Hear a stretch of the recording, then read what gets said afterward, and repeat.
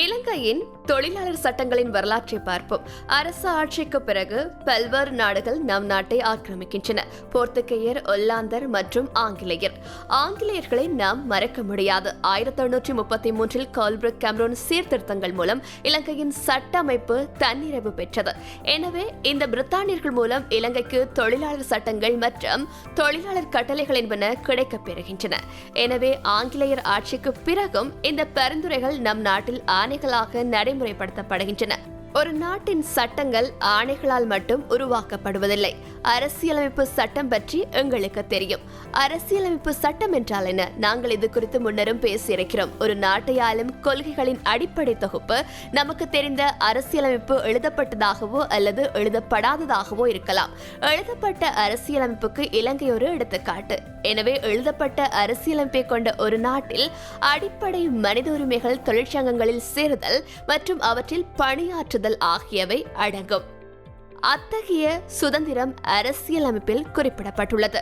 முதல் குடியரசு அரசியலமைப்பான 1972 அரசியலமைப்பில் இந்த அடிப்படை உரிமைகள் அத்தியாயம் சேர்க்கப்பட்டால் இவை மீறப்படும் போது எடுக்கப்படும் நடவடிக்கைகள் பற்றி எதுவும் குறிப்பிடப்படவில்லை. ஆனால் 1978 ஆண்டின் 2வது அரசியல் அமைப்பில் இவை மீறப்படும் போது எந்த நடவடிக்கை எங்கே எடுக்கப்படும் என்று குறிப்பிடப்பட்டுள்ளது.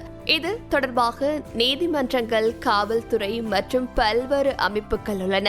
ஆனால் அரசியல் சாசனத்தில் குறிப்பிடப்படாத விடயங்களில் சில தொழில் தகராறுகளுக்கு தீர்வு காணும் போது உயர் நீதிமன்றங்களின் முடிவுகள் முக்கியமானவை. அதற்கு என்ன பொருள்? உயர் நீதிமன்றத்தில் கொடுக்கப்பட்ட இதே போன்ற வழக்குகளிலிருந்து முன்னுதாரணத்தை எடுத்துக்கொண்டு இந்த தொழில் தகராறுகளை தீர்ப்பதில் முடிவுகள் எடுக்கப்படுகின்றன.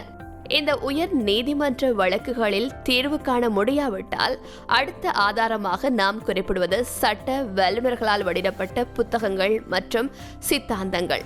இங்கும் தீர்வு கிடைக்காவிட்டால் கலாச்சாரங்கள் மற்றும் பாரம்பரியங்களுக்கு திரும்புவோம். சில சந்தர்ப்பங்களில் இந்த மூன்றும் சட்டத்தின் ஒரு பகுதியாக செயற்படுத்தப்படுகிறது.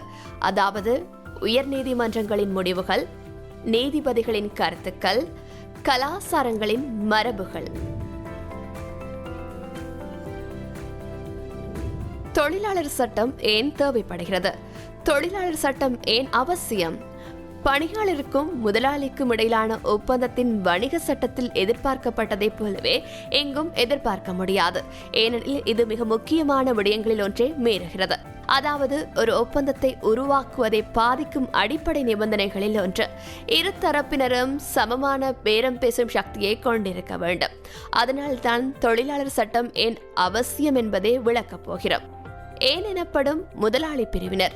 இந்த ஒப்பந்தங்களை செய்யும் முதலாளி பிரிவினர். இந்த ஒப்பந்தத்திலிருந்து இதை நீக்குமாறு பணியாளர் கேட்க முடியாது. அனைத்து நிபந்தனைகளும் பணியாளரால் கையொப்பமிடப்பட வேண்டும். ஆனால் இதை மாற்றக்கூடிய ஒரு இடம் எங்களிடம் உள்ளது. என்ன? நாட்டின் சட்டம். என்ன? அரசியலமைப்பு. அரசியலமைப்பு என்பது ஒரு நாட்டை நிர்வகிக்கும் அடிப்படை கொள்கைகளாகும். இந்த நாட்டின் சட்டத்தின் மூலம் இந்த நாட்டின் சட்டம் அதன் முழு மக்களையும் பாதிக்கிறது. ஒரு குறிப்பிட்ட வேலை நிபந்தனையை தவிர வேறொரு சட்டத்துடன் தொடர்புடையதாகவோ அல்லது உள்ளடக்கப்பட்டதாகவோ இருந்தால் அதுதான் அமலுக்கு வருகிறது. இது ஒரு சேவை ஒப்பந்தம் அல்ல. ஒரு சிறிய உதாரணத்தை பார்ப்போம். ஊழியர் வருங்கால வைப்பு நிதியில் சேர விரும்பவில்லை என்று ஒரு ஊழியர் முதலாளிக்கு எழுதுகிறார். ஆனால் ஒரு ஊழியர் இப்படி எழுத்துப்பூர்வ கோரிக்கையை முதலாளியிடம் செய்திருந்தாலும் பணியாளரின் 8% மற்றும் முதலாளியின் 12% தொகையை அவ்வப்போது பணியாளர் நிதியில் வரவு வைப்பது முதலாளியின் கடமை என்று சட்டம் கூறுகிறது. மேலும் பணியாளர் அறக்கட்டளை நிதிக்கு முதலாளி 3% செலுத்த வேண்டும். அது தவறவிட்டால் முதலாளி பணியாளரின் 8% செலுத்த வேண்டும் மற்றும் அபராதம் செலுத்த வேண்டும். இதன் மூலம் பணியாளரை தன் விருப்பப்படி அடிபணிய வைக்கும் வாய்ப்பை முதலாளி இழக்கிறார். இந்த சட்டங்கள் மற்றும் ஒழுங்குமுறைகளை அமல்படுத்தும் பணி அரசின் சார்பில் தொழிலாளர் துறையால் மேற்கொள்ளப்படுகிறது. இவற்றை நடைமுறைப்படுத்தியதன் பின்னணியில் தொழிலாளர் துறை அமைச்சர், தொழிலாளர் ஆணையர் மற்றும் அவரது பிரதிநிதிகள் நாடு முழுவதும் உள்ளனர். அரசாணைகளின் விதிகளை அப்படியே செயற்படுத்த தொழிலாளர் துறைக்கு முழு அதிகாரம் உள்ளது.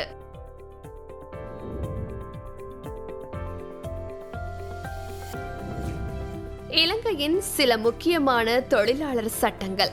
எண்ணொன்று, கடைகள் மற்றும் அலுவலகங்கள் சட்டத்தின் கீழுள்ள பணியாளர்கள். சேவை விதிமுறைகள், அதிக நேரம், வேலை நேரங்களின் எண்ணிக்கை, விடுமுறை, மகப்பேறு விடுப்பு, தொழிலாளர்களின் பாதுகாப்பு. எண் 2, கடைகள் மற்றும் அலுவலகங்கள் சட்டத்தின் கீழ் வராத ஊழியர்கள். தொழிற்சாலைகளில் வேலை செய்பவர்கள், ஊதியம், அதிக நேரம், விடுமுறை ஊதிய கட்டுப்பாட்டு கவுன்சில்கள். இந்த கடைகள் மற்றும் அலுவலகங்கள் சட்டத்தின் கீழ் வராத நபர்களை பொறுத்தவரை யார் அர்த்தம் தொழிற்சாலை பணியாளர்கள், அவர்களின் குடிமக்கள் தொடர்பான தனி சட்டங்கள் உள்ளன.